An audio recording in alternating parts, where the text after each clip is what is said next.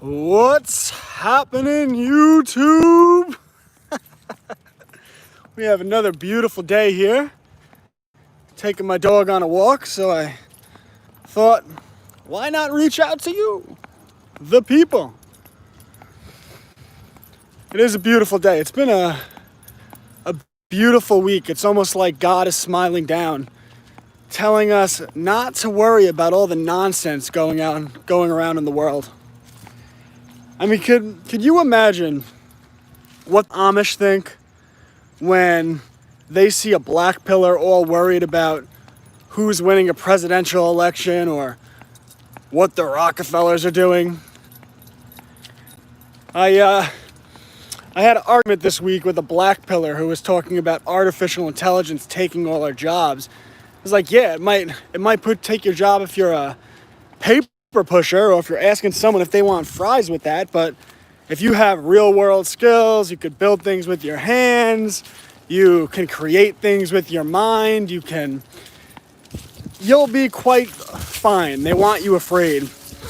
And he's like, oh, well, what if they say this or that? I'm like, listen, if you build community, if you have community that you trust, that's why like the subversion of churches and things like that are so important to the controllers.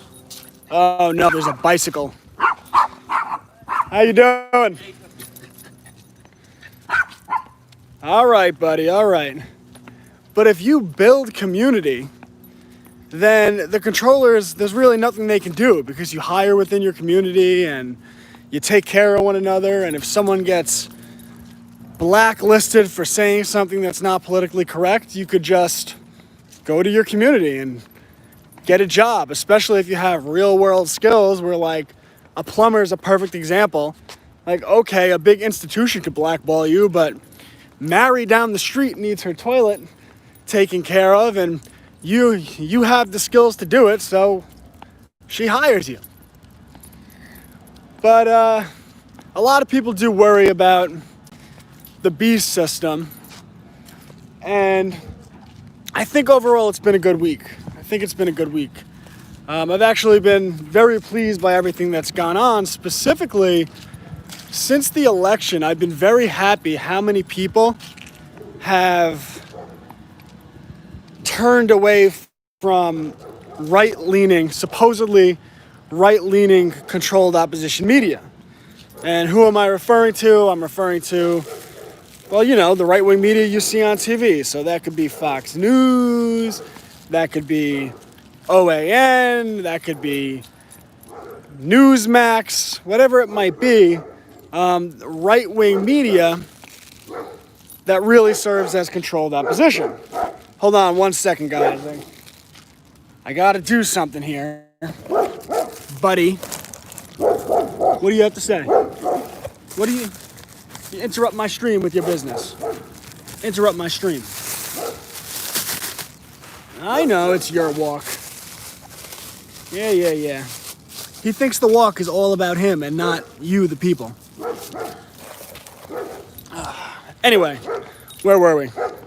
Oh yeah, so Fox News, and so a lot of people were stunned. They didn't see it coming when the day of the election, supposedly right-wing corporate media turned on President Trump, right?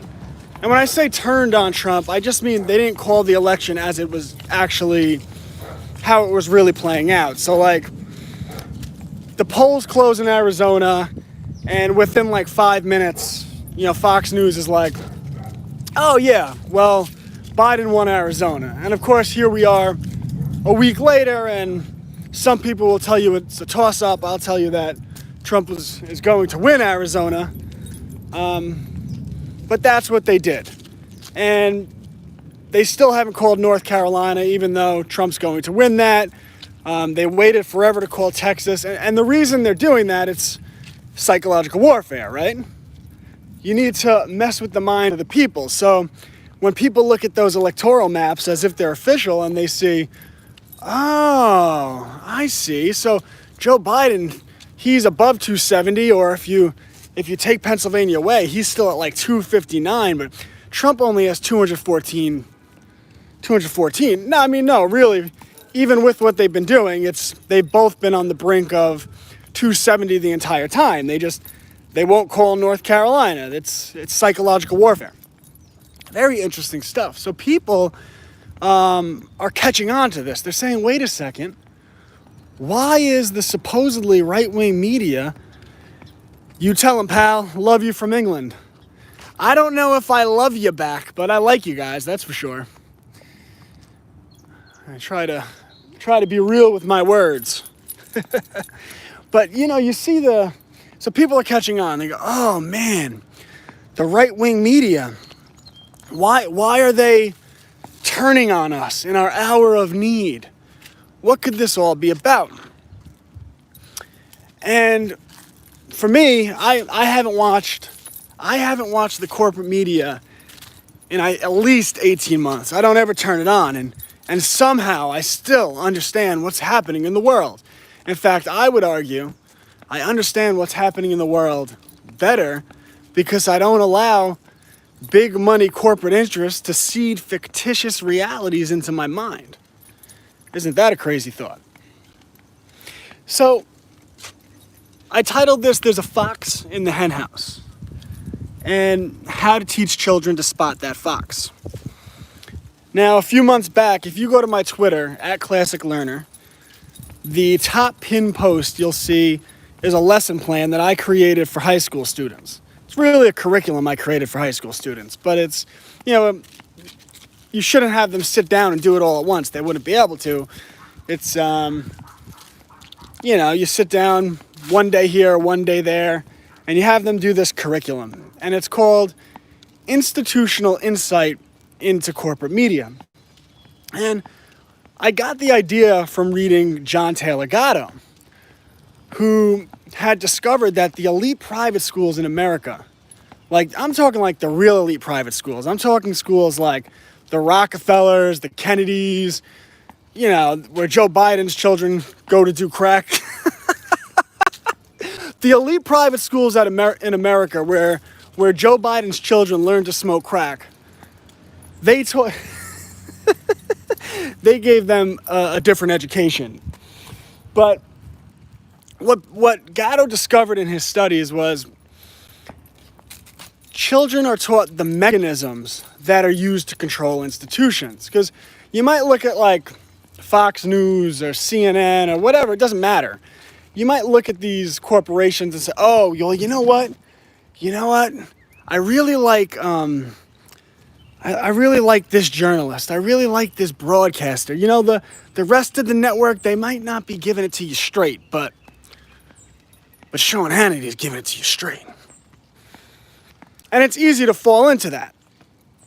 But when you understand the mechanisms that are used to control corporate media and institutions, banking institutions, whatever it might be, you realize that the very nature of these institutions makes it so that they can't be giving it to you straight. Right? You understand their mechanisms, you understand their nature. So I put together this lesson plan, and it's designed to show how money, how influence, how institutions, how lobbying is really used to control what you see on the television. So whenever I talk about the media, right, you look at my tweets, you could go back through my tweets, unless there's I'm running out of characters issue, but assuming I have the characters, I always put corporate in front of media. You should never say mainstream media. What does that mean? Corporate media. If you want to attack something, you need to label it what it is, right? So I always put corporate in front of media. So, did you know that six corporations control 90% of the media? So people think they're watching ABC, but they're really watching Disney, right? The parent companies, there's six controlling corporations. And each of these corporations, what do they have? Right? They have board members, they have CEOs, they have stockholders, and obviously the people that hold stocks in these corporations have a tremendous amount of leverage, right? They can threaten to pull their money out, whatever it might be. They have voting power over who gets appointed the CEO. Now, if you're going to become the CEO of Disney, for example, F the media. Yes, they're liars. You get it. The media are liars. It's their job. They are paid to lie. They are, all right, ready? They are paid to broadcast. Who else casts, right? Who spends their time casting spells? They're telling you that it is wizardry. It's these are witches. Their whole job, the whole purpose of corporate media, all corporate media, is to bend your mind over and take advantage of it and seed fictitious reality. So if you're going to become the CEO of Disney or whatever, one of these big 6 major corporations, you need to kiss the ring. So before you get to do that, before the shareholders allow you to do that, because you can imagine these shareholders have a lot of money and power and influence, and where do they get that from? You have to go to the Council on Foreign Relations. The Council on Foreign Relations is, I am Harry Pothead. Good for you, Harry Pothead. Well, you know a lot about broadcasting then. You know a lot about propaganda and broadcasting. For the record, children, I do not promote any alcohol or drug use. I myself have not had a drink since March because when the pandemic started, I didn't know. I had my suspicions, but I said, you know what? I don't know what this really is. I'm just going to take care of my health, and if I get anything, I'll be fine, because the one thing I wasn't doing was going to a hospital. Now, as it turns out, I don't think that's exactly, dare I say, I don't think that the COVID, I'm trying to throw off the algorithm, the COVID-19 is something I have to, am I allowed to say I'm not afraid? You, sir, are a thought criminal for saying you are not afraid of COVID-19. Just because you looked at the CDC statistics, and the CDC admits that under 10,000 people that had COVID alone have died from the disease. Even if that's real, because that's questionable. But anyway, I don't want to get too much on a rant about Bill Gates' pet project to vaccinate us so he could carry out his lifelong dream of eugenics. I don't condone drinking either. I love it though. You know, I used to love it. Like, all right, when I was a young man, when I was a young man, now that I'm old in my 30s, no, when I was a young man, I spent my college years, you wouldn't know it now because people that follow me are like, oh, he reads a lot of books and he thinks a lot. No. I spent my college years getting drunk. Loved the video. Well done. Thank you. I spent my college years getting drunk and partying, and like, I was a bar guy, and like I used to go into the bars and the bartenders knew me and they'd be happy I was there, and people would scream my name from across the bar and we'd act like drunken idiots, and sometimes I'd get drunk and have to be carried out of the bar. And it didn't do a lot for my personal development. It didn't do a lot for my relationships. And it certainly didn't do a lot for my body. And I gotta say, since I stopped drinking, I wasn't drinking at that level anyway. You know, this year I'm a grown man now. But man, my body feels great. My mind feels great. You never wake up feeling hungover. Just, you get up, you're ready to go. So, and then like, the funny thing is, now I see drunk people and I'm like, man, I see how they act. I'm like, I don't want to act like that. Like, was I just getting drunk because I couldn't be around people to start when they were hammered? I don't know. Time to grow. Yes, time to grow up, especially in this world now. Like, now I'm a father. I need to take personal responsibility. I need to make sure the doors are locked. I need to make sure that I'm properly armed. I need to make sure that my child's in bed, that my dogs are fed, that my garden is growing, that my plants have been watered, that they've been pruned, that our food situation is secure, that my job has been taken care of, that I'm building my business. And if I'm getting drunk or doing drugs, I can't do that effectively. And people, we've been so conditioned, we've been so normalized that that's how you live your life, that, people are like, oh yeah, of course I'm hammered. It's Friday night. Well, what happens if something happens to your child? What happens if you're hammered and your child has an accident and you have to go to the hospital and now you're going to get in the car and drive? Or there's an intruder, right? Maybe one of these riots, these Black Lives Matter, Antifa riots spills over to where you live and they show up at your house, but you're pissed drunk, and now what are you going to do? You're going to pull out a loaded firearm, pissed drunk, with your son in the other room? You got to have personal responsibility in this life. So yes, I'm very happy sober, and I don't plan on changing that, as a side note.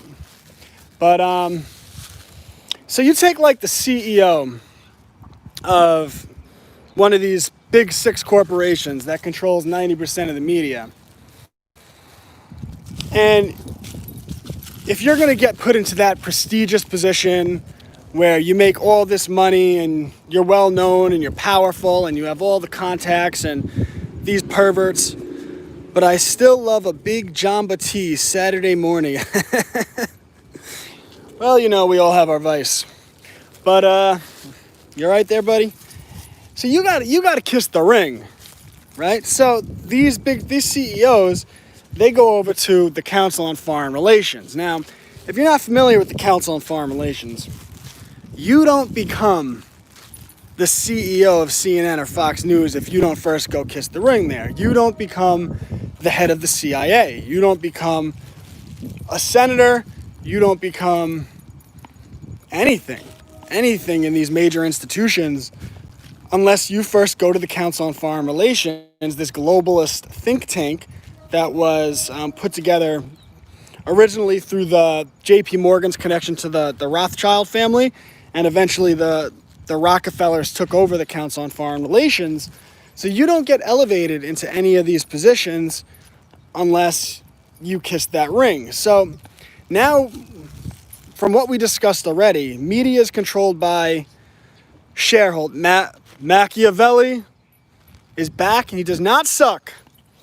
I don't know if you saw yesterday, but after you left the chat, I went on a whole rant about Machiavelli. The people that tell us how propaganda works and how control works, they don't suck. Those are the people, I really want to study them, and I want my children to understand them, which is what this stream is about. You got to watch, you have to watch every second of FFR News. This is critical information. I go, Alex Jones, this is the resistance. This is the resistance as he gets drunk and sells boner pills. I used to buy into that stuff. What he won't tell you to do is to stop drinking, take personal responsibility, plant a garden, get out of debt, get married, pray to God, have a big family, be a good husband, be a good wife, raise your children, homeschool your children, and make sure you're well armed. He won't tell you to do that, but he'll tell you to, scream at Twitter. I digress. So you get the shareholders for these big 6 corporations that control 90% of the media. They have a lot to say. You get the board members. You get the CEO who gets appointed by these people, who has to kiss the ring of the Council on Foreign Relations. You don't become the CEO of these companies without doing that. You don't become a big-time journalist. You don't become Dan Rather if you'd rather tell the truth than kiss the ring. Best I have here, I'm in the UK, is a catapult. All right, listen, if the government comes for you, you just catapult. I don't know, in that case, you might want to catapult yourself out of there because you'd be in trouble. I've been watching, I don't like watching TV, but my wife likes to watch TV, so we've been watching The Sopranos. It was like, woke up this morning, got myself a gun. That's what you need. Got myself a gun. Have you guys checked out my book, The Right to Bear Arms? Cubs to Bears, The Right to Bear Arms, available on Amazon.com. For the low price of $11.99, you can get Cubs to Bears, The Right to Bear Arms on Amazon.com.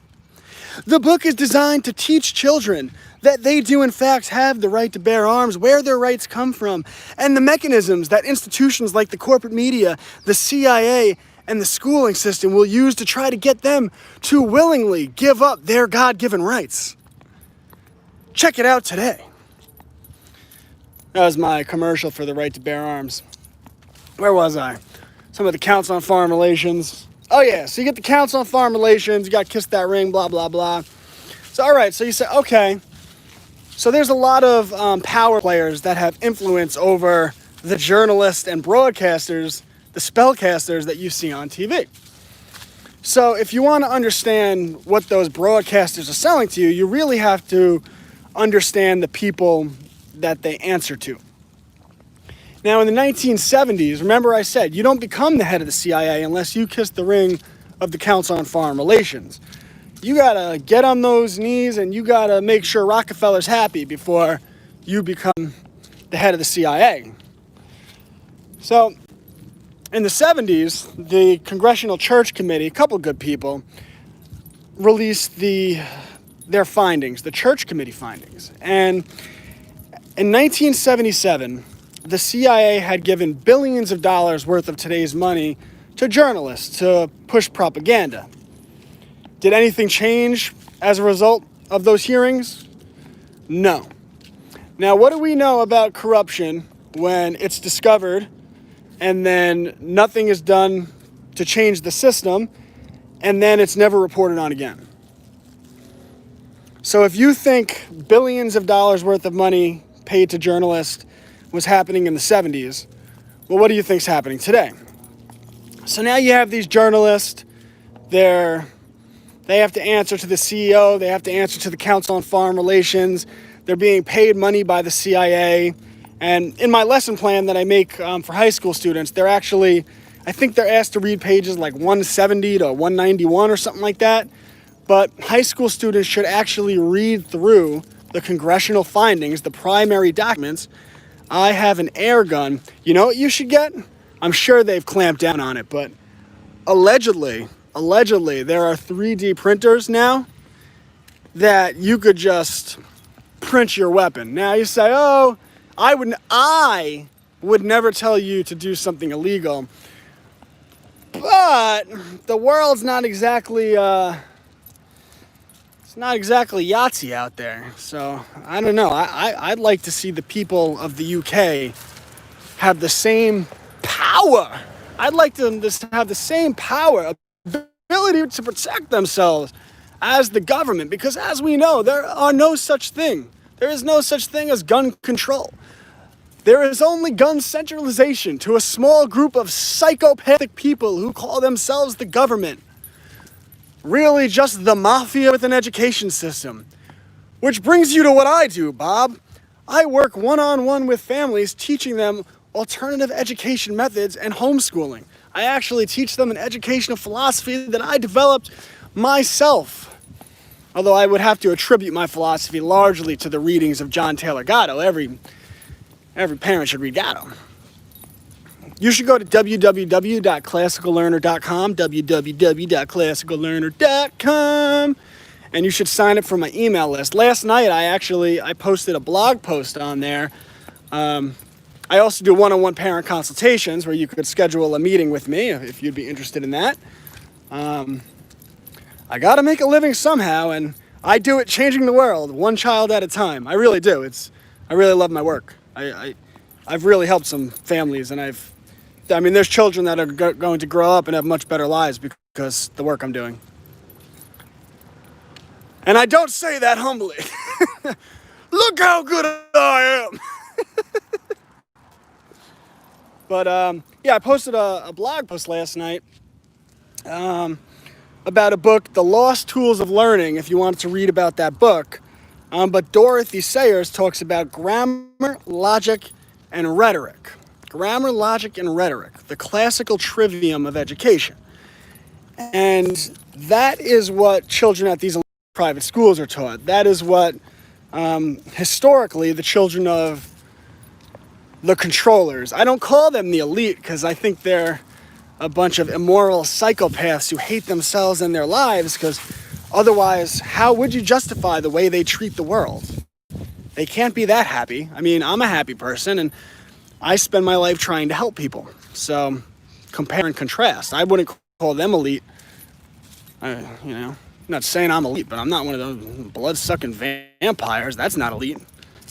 But, yeah, so you get, all right, back to the media. So you get the CFR and you get the CEO of these big media companies, right? They all got to kiss the ring. Then you get the church committee, which reveals the CIA is pumping tons of money. And an interesting distinction, and something I include in the lesson plan for high school students, is the public was outraged when they found out the CIA was spending millions of dollars to influence the media to propagate whatever they were propagating.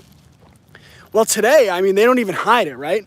You could turn on CNN and they don't get money from the CIA. They pay, like, the ex-head of the CIA to work for them. And the ex-head, once you're CIA, you're always CIA. So, I mean, they don't even hide it anymore, the relationship between intelligence agencies and the corporate media. So you start to dig through all of the information, really where all the funding comes from, where all the leverage, the influence, the power, right? Where these journalists are getting their money, where these broadcasters are getting their money, and the institutions that are able to offer them these cushy jobs in which they're on television, they're famous, they're well known, they have a whole propaganda team behind them telling everyone that they should like them and these are the bearers of truth. Well, you don't give that away for free, right? No, that's Harvey Weinstein type deals, right? If you want to get that, listen, I know that you want to be a Hollywood star, and we can make that happen. But first, what you need to do, if you want a job in Hollywood, is you need to meet Harvey at an upscale hotel in New York City. Harvey will be waiting in his room with peanut butter oil. Yeah, because what they have to offer is they're offering people money and status and fame. You think they just give it to, like, oh, I like that guy. No, so they find, of 350 million people, they find people willing to kiss the devil's rear for that. And that's how they get these jobs. So you understand, say, 6 corporations control the media. The corporations have shareholders. Shareholders hold leverage. They're members of the Council on Foreign Relations. The CEO is appointed by the shareholders or the board, and he has to go kiss the ring of the Council on Foreign Relations. The Council on Foreign Relations decides who the head of the CIA is going to be. The CIA is going to pump money into media. Media is going to pump money into the CIA. And then you're going to have all these special interest groups, because most of the people you see, the impartial people you see on TV, they're actually party operatives, right? They work for the Democratic Party. They work for the Republican Party. And they're on there because there are other special interest groups, and many of them from foreign countries, that are pumping money into the parties, right? That's where you get, like, Hillary Clinton's super PAC, Donald Trump's super PAC, Joe Biden's super PAC, right? Well, what is that? That's money being pumped in by mega corporations. Now, do you think that the corporate media, do you think it's the nature of the beast? This is what I'm talking about, learning to see the fox in the henhouse. Do you think, it doesn't matter, CNN, Fox News, anyone, could report honestly about what's happening with the COVID-19 pandemic, when every time there's a commercial, you get a nice ad with some very comforting music telling you that you should take this pharmaceutical pill. Just take this pill. and the music is going, and it's like, doo doo doo doo doo, I hope you're having a nice day. And then you get someone with a very comforting voice who just wants you to know that if you do take this pill, there is a 100% chance you will die of cancer, have a heart attack right after your fingers, arms, feet, and your wiener fall off of your body. Take generic drug today. Well, when the pharmaceutical companies are paying for those TV ads, they're not just getting the ads. Why do they could run those ads on anything. Why do they run them on corporate media? Ready for this? Because the ads are bribes. And now they could go to Fox News or CNN or whatever it is, maybe the head of Pfizer or Johnson & Johnson or Teva Pharmaceuticals, which makes the drugs that they pump into children that their brainwashed parents have convinced them that they're, you know what they are. Well, they've said boys aren't boys and girls aren't girls. I'm just, I play it safe with the algorithm here. So what they're doing is they're bribing the media. And then the media, if they report honestly about the pharmaceutical companies, then they'll pull out that funding and it's a big problem. So you have these commercial ad bribes and Council on Foreign Relation Control and shareholder bribes and foreign lobbyists and money. Once you understand the mechanisms used to control media, you could spot the fox in the henhouse. So when everyone was so shocked about how Fox News treated the election, that was just par for the course. That's why I haven't watched media in at least 18 months, probably 2 years, because through understanding of them, I'm in the UK and have a shotgun. It's not hard to get a firearms license just as long as you're a member of a gun club. Well, you better become a member of those clubs, people. A member of those clubs.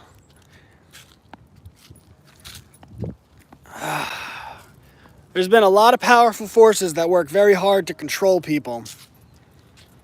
But the truth is, I'm obviously very pro-gun rights, but our freedom doesn't come from, it's not guns, right? All right, so when they roll out the vaccine, right? When they roll out the vaccine, at 12, Lulu already knows people are always trying to sell you something.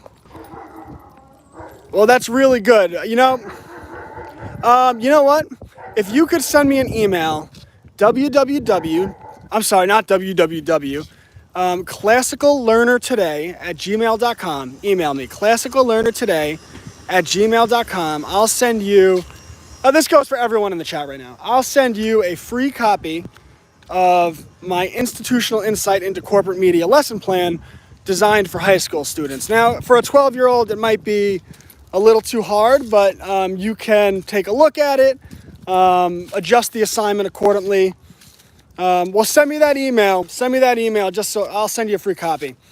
You could adjust the lesson accordingly and use it to start pointing out the mechanisms that actually control media. But I got sidetracked there. I got sidetracked again. But when you start to understand these mechanisms, all right, I know what I was talking about. I was talking about, all right, so the COVID-19, right? I say there'd be a mandatory vaccine. I mean, listen, you might see this some places, but pretty much everywhere in the world, you're not going to see the military deployed, kicking in people's doors and holding them down and injecting chemicals into them. What you're going to see is leverage. So it's going to be like, if your child's not vaccinated, your child is not welcome in public school. All right, well, I homeschool my child, right? If you're not vaccinated, you can't, right, no job. If you're not vaccinated, you can't work a job. Well, the problem is everyone's in debt, right? Everyone takes on mortgages. But the truth is, I know it's not a fair system, but everyone still chooses to live this way because there are places you can go. You can live cheaper. You could start to live off the land. You could start to grow your own food. Freedom comes from personal responsibility. And we have been so conditioned as a people to rely on the luxuries of modern life that we've allowed them. You got to think, right? If these are the banks are in control, and they've slowly taken control over time, all they've done is they basically put out fishing hooks, right? They put out college debt, mortgage debt. You didn't have to take it. Now I give it, they brainwash everyone, but now we know, right? It's fine to be fooled. I'm fooled all the time, but after you're fooled, once you realize you've been fooled, you could either double down and complain, or say, okay, well, how can I adjust my life to dig myself out of this situation? And then you just start digging your way out. You dig your way out. So if you don't have the mortgage debt, people have become too comfortable in their lives. They don't want to lose their homes or nice cars. Well, that's what it is, right? You'll get people who, they're like, oh, you got to get the vaccination, and they have, a $500 a month payment on their Mercedes. And it's like, well, you got to get rid of your Mercedes. You got to sell that house. And so that's not fair. It's not fair, but the world's not fair. The world's not fair. But the thing is, what I found as I've grown more spiritual, as I've grown closer to God, and I pray a lot, and I repent, not to a priest, but just to myself. I talk to the Lord. But does he talk back? Excuse me, we got to cross the street, buddy. We walk behind the car, not in front of the car. Like, how many times do I have to tell the dog? Wait, does this guy talk to God and his dog? But as you get more spiritual, you find that all of that material, the big home, the cars, the lollipops, the fancy pants, they don't make people happy. What makes people happy is family and love and security and purpose, right? I try to live my life with purpose. And, for a lot of people, I wasn't making an announcement yet, but I'll tell you guys. My wife and I were having such a good year with COVID. When everyone was panicking, they're like, this is terrible. We were having a good year. I looked at my wife. I said, hey, baby, let's make a baby. And she looked at me and said, you're damn right. I said, man, for the young people out there, let me tell you something. You look your girl in the eyes, material objects only bring temporary happiness, right? Absolutely. Absolutely. For the young people out there, you look a girl in the eyes and you tell her, you're going to take care of her, you're going to be strong, you're going to get her land, you're going to take care of it, you're going to give her children, you're going to make sure they're safe, you're going to take care of her children. You just watch and see how she responds. See, they might propagate that a girl wants something else. A girl wants a man who tells her everything's going to be okay, who doesn't put lollipops and fancy pants in front of everything else, puts his family first. And not only will she be ecstatic, she'll marry you, she'll give you lots of children, she'll be a great mother to your children, she'll help you homeschool your children, and she'll do all the things that feminists tell you are oppression, but she'll do them with a big smile on her face and be as happy as it could be. Tell her and then prove it. You're damn right, you gotta prove it. I gotta prove it to my wife every day of my life. But that's why, I do prove it. And that's why, in the midst of a global pandemic, when everyone was panicking, I looked at my wife and said, let's have another baby. And without hesitation, she said, hell yeah, let's have a baby. My wife is happiest being a wife and a mother, not a career. Well, I mean, they want people to think differently, but we all have natures, and a woman is in her natural state. I'm not saying they should be allowed to do things, but a woman is in her natural state when she's a wife, a mother, she has security, she gets to spend time with her children, she doesn't let a daycare raise them, she's on the land, she sees her food growing, there's animals around her. That's a natural state. By the way, men don't live in natural states either these days, so it's not like, it's not a natural state to sit in a corporate to sit in a corporate cubicle for anyone. There are better ways to live. They've taken through the college system. The only way people know how to make money is getting these corporate jobs. But in a natural state, you have a small business, and maybe you grow that business, and you have flexibility and freedom so that you could be with your family. You know, men should be with their family too. It's not a one-sided thing. You need to be together. But you know, the thing is, all of that can be taken back. All of it that was given to the pigs. That's what I call the bankers in the new Cubs to Bears book that's coming out in the next 2 to 3 weeks. Oh, yes, I did a children's book about the banking system. And the bankers in the book, they're pigs. Oink, oink.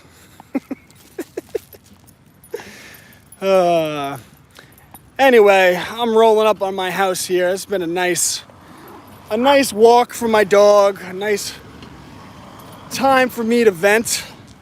Let me know if you have any questions before I go. If not, make sure you go to www.classicallearner.com and make sure you follow me at Classic Learner. A woman's maternal instincts makes them happier being a mother than a career of a sports car. Danica Patrick, is that a reference to Danica Patrick? Yes, it is undeniable that a woman will be happier being a mother than sitting in a cubicle for a corporation 8 hours a day for 40 straight years so she could get a kick in the ass on the way out the door. I stand by my statement. I stand by my statement. So young men out there, don't listen to what the propaganda tells you. Be a man. Look to get married. Don't look to be a player. And you will find happiness beyond anything you could ever imagine. So, all right, guys. I think... Hey, Bob. Yeah, my neighbor. He's Bob. He's about 80. We always make sure we help him out because you have to be neighborly and build community, right? Like, people were all afraid with COVID. They're like, where am my next meal coming from, right? When this thing started. Well, I mean, if you trust your neighbors will, make sure you're well fed and taken care of. So anyway, guys, it's been lots of fun, but I've got to run. So I will catch you later, YouTube.